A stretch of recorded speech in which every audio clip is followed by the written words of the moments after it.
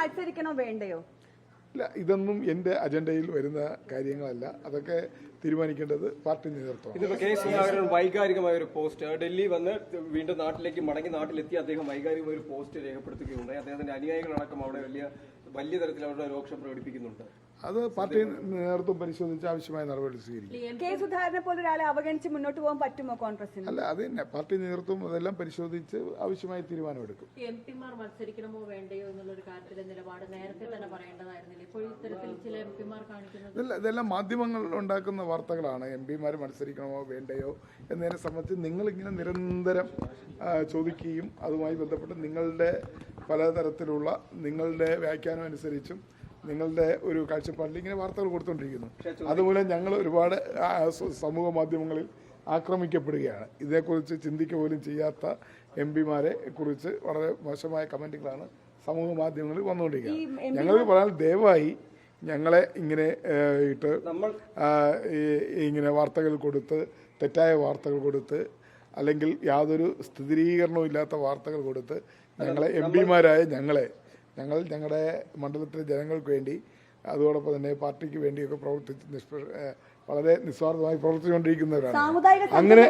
അങ്ങനെയുള്ള ഞങ്ങളെ എംപിമാരെ ഇങ്ങനെ നിങ്ങൾ ഈ യാതൊരു അടിസ്ഥാനമില്ലാത്ത വാർത്തകൾ കൊടുത്ത് ഞങ്ങളെ ഈ ആക്രമണങ്ങൾക്ക് വിധേയമാക്കരുതാണ്. സാമുദായിക സംഘടനകൾ വരെ ഇടപെടുന്നുണ്ട് എംപിമാർക്ക് വേണ്ടി. അത് ശരിയാണോ? താല്പര്യമില്ലെങ്കിൽ അങ്ങനെയുള്ള ഇടപെടലൊന്നും വരില്ല. കത്ത് വരെ കൊടുത്തു. അതിനൊക്കെ അതിന്റെ കാര്യമുണ്ടോ? ഇതിനെക്കുറിച്ചൊന്നും എനിക്ക് യാതൊരു വിവരമില്ല.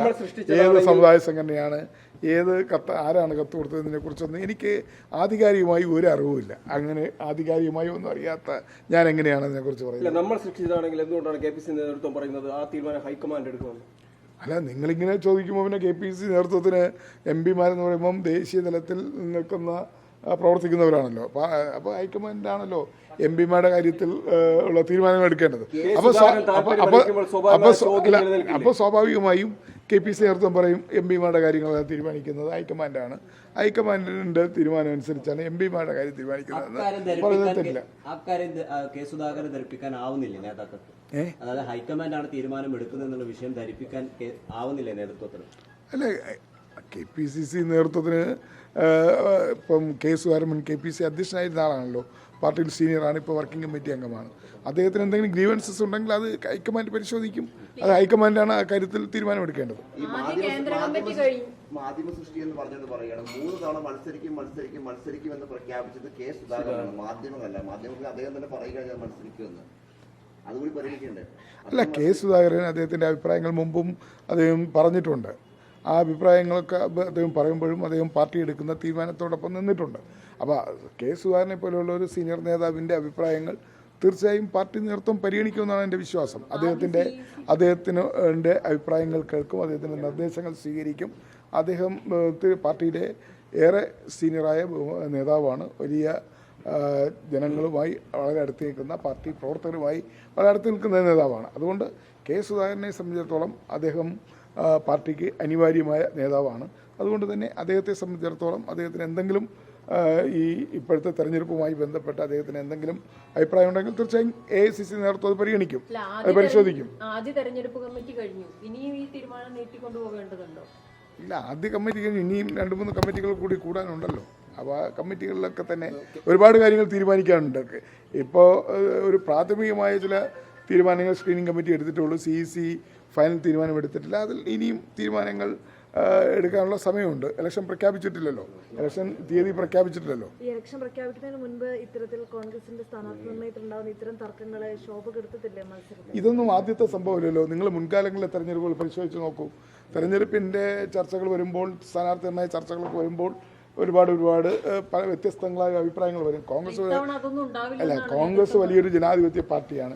സ്വാഭാവികമായും ഒരു മണ്ഡലത്തിൽ ഒരാൾക്ക് മാത്രമേ മത്സരിക്കാൻ കഴിയൂ. പക്ഷേ കോൺഗ്രസ് ഒന്നിലധികം യോഗ്യരായ സ്ഥാനാർത്ഥികൾ ഉണ്ടാകുന്നത് ഇപ്പോൾ മാത്രമല്ല മുമ്പും ഉണ്ടായിട്ടുണ്ട്.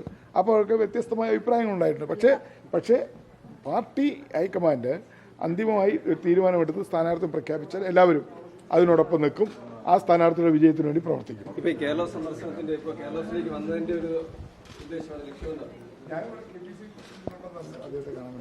എന്തെങ്കിലും ചർച്ച? ഇല്ല. ഇന്നിപ്പോഴേ യുവതി പ്രവേശനത്തില് സർക്കാർ നിലപാട് മാറ്റത്തിലേക്ക് കടക്കുകയാണ്.